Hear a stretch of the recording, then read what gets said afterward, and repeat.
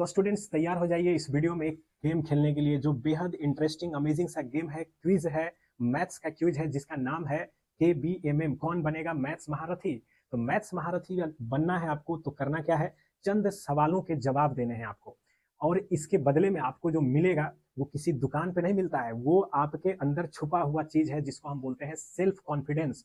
जैसे ही आपने जवाब दिया और वो हो गया सही तो आपका कॉन्फिडेंस लेवल जो है ना वो कई गुना बढ़ जाएगा, और अगर हो गया गलत तो कॉन्फिडेंस लेवल डाउन नहीं होगा बल्कि नॉलेज का लेवल बढ़ेगा, क्योंकि जो आप नहीं जान रहे हो वो चीज यहाँ इस वीडियो में सीख जाओगे। तो दोनों ही रूप में फायदा ही फायदा है।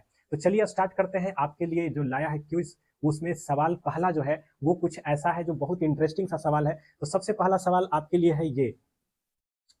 तो सवाल आपको दिख रहा होगा, सवाल इसमें बोला जा रहा है कि बताओ cos 1 डिग्री से लेके cos 189 डिग्री तक का जो प्रोडक्ट होगा, इसको गुना करेंगे cos 1 degree, 2 degree, 3 degree, cos 189 degree तक, तो प्रोडक्ट क्या होगा? ऑप्शन आपका है 0, 1, -1, 90।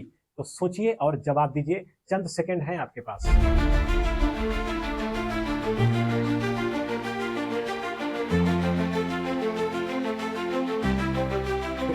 इस क्वेश्चन के लिए इतना समय काफी था। तो सवाल का जो जवाब होगा पहले वो जानते हैं। इसका सही उत्तर होगा ऑप्शन ए यानी 0। इस प्रोडक्ट का मान क्या होगा? 0। तो अब समझते हैं ये 0 हुआ कैसे। तो देखिए cos 1 डिग्री से लेके कहां तक है? 189 डिग्री तक। तो रास्ते में cos 90 डिग्री भी तो मिलेगा, और cos 90 डिग्री का मान होता है 0। 0 इंटू सारा नंबर मिलकर हो गया 0। तो सही जवाब क्या है? 0। बढ़ते हैं नेक्स्ट क्वेश्चन की ओर। तो नेक्स्ट क्वेश्चन है कुछ ऐसा।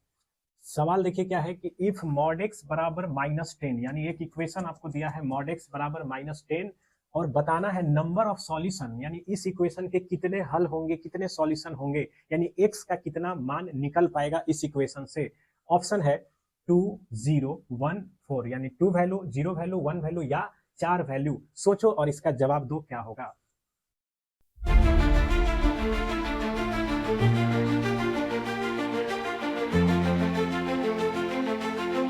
इस क्वेश्चन का भी समय होता है समाप्त, क्योंकि इस समय में क्वेश्चन बन जाना चाहिए। जानते हैं इसका सही जवाब क्या है? सही ऑप्शन है ऑप्शन बी यानी 0, यानी x का कोई भी मान इस इक्वेशन से निकलने वाला नहीं है। क्यों नहीं निकलेगा? क्योंकि देखिए mod x है वो -10 के बराबर लाना है। mod कभी भी निगेटिव नंबर के बराबर हो ही नहीं सकता है, तो यानी इसमें हम कुछ भी रखेंगे x के जगह वो माइनस में रिजल्ट देगा ही नहीं, यानी x का कोई मान नहीं निकलेगा। यानी इस इक्वेशन का हम क्या लिखेंगे? No solution. तो इसलिए ऑप्शन क्या हो जाएगा? बी। नेक्स्ट क्वेश्चन की ओर बढ़ते हैं। तो तीसरा सवाल जो है वो है एक छोटा सा सवाल, वो है इन इक्वेशन का। इन इक्वेशन सॉल्व करने पे आधारित ये सवाल है। इन इक्वेशन है 5 - x > 4 का जवाब क्या होगा, यानी जब इसको सॉल्व करेंगे तो x का वैल्यू क्या निकल के आएगा। 4 ऑप्शन आपको दिखाई दे रहे हैं। Your time start now.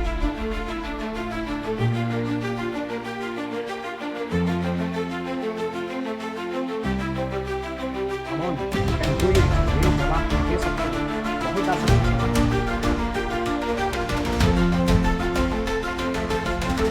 तो जानते हैं इसका जवाब, इसका सही जवाब होगा ऑप्शन डी। जी हाँ, इसका आंसर क्या होगा? ऑप्शन डी होगा।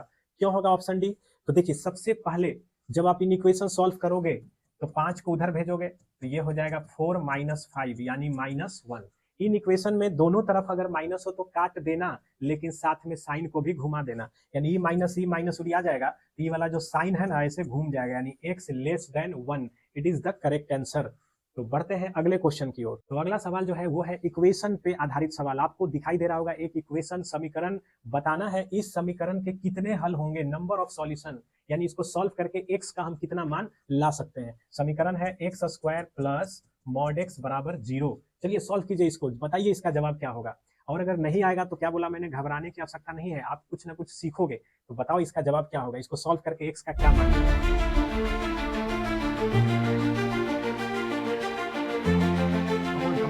इसका सोचो।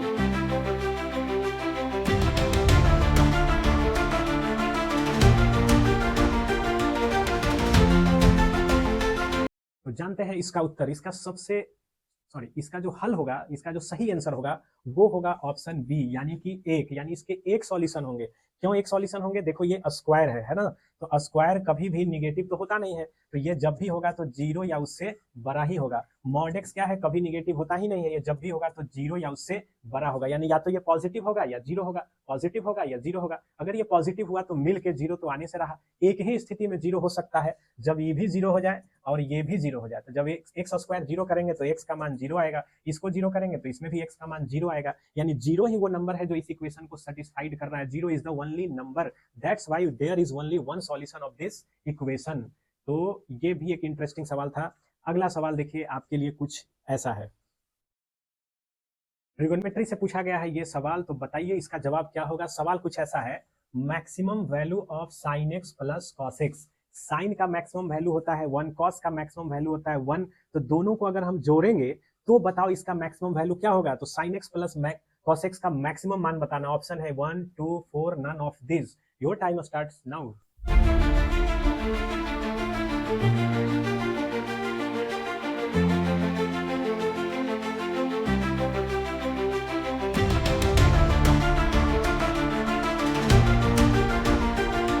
तो जानते हैं इसका सही उत्तर, sine x plus cos X का जो मैक्सिमम मान होता है वो 2 नहीं होता है। ये नहीं कि साइन का मान 1, कॉस का मैक्सिमम 1, जोड़ेंगे तो 1 1 2 आंसर हो जाएगा, बिल्कुल नहीं। तो sine x plus cos X का जो मैक्सिमम मान होता है वो होता है √2 और मिनिमम मान होता है -√2। तो ऑप्शन क्या हो जाएगा? डी, यानी नन ऑफ दिस। तो sine x plus cos X का मैक्सिमम वैल्यू क्या होगा? √2। तो याद रखना इसमें जो रिजल्ट है वो क्या रिजल्ट है याद रखने लायक, कि जब भी आपको साइन प्लस कॉस देगा या माइनस में भी देगा तो बगल में जो नंबर होगा, जैसे यहाँ पे और यहाँ पे जो नंबर होगा, बस इससे आप हाइपोटेनस निकाल लो, यानी √a² प्लस b² निकाल लो। तो ये आपका जो रिजल्ट आएगा उसी का धनात्मक मान मैक्सिमम होगा, उसी का ऋणात्मक मान मिनिमम होगा। तो इसके बगल में देखो 1 है, यहाँ भी 1 है, तो मैक्सिमम मान 1 1 का स्क्वायर करके जोड़ेंगे तो √2, मिनिमम -√2। तो अगला सवाल भी लाया हूं मैं ट्रिगोनोमेट्री से। ट्रिगोनोमेट्री बहुत सारे बच्चों का फेवरेट टॉपिक होता है, तो इस सवाल का जवाब दीजिए। अगर आपको इंटरेस्ट है ट्रिगोनोमेट्री में तो ये सवाल भी बहुत आसान होने वाला है। तो बताना, सवाल कुछ ऐसा है कि बताना है आपको कि अगर sine x plus sine y, दो एंगल है एक्स और वाई, उसके लिए साइन का मान जोड़ने पे 2 आ रहा है। तो sine x plus sine y का मान अगर 2 है तो बताओ तो एक्स प्लस वाई का मान कितना होगा। तो दीजिए इसका जवाब, मैं वेट कर रहा हूं आपके सही जवाब का। तो सोचो और बताओ क्या होगा इसका आंसर।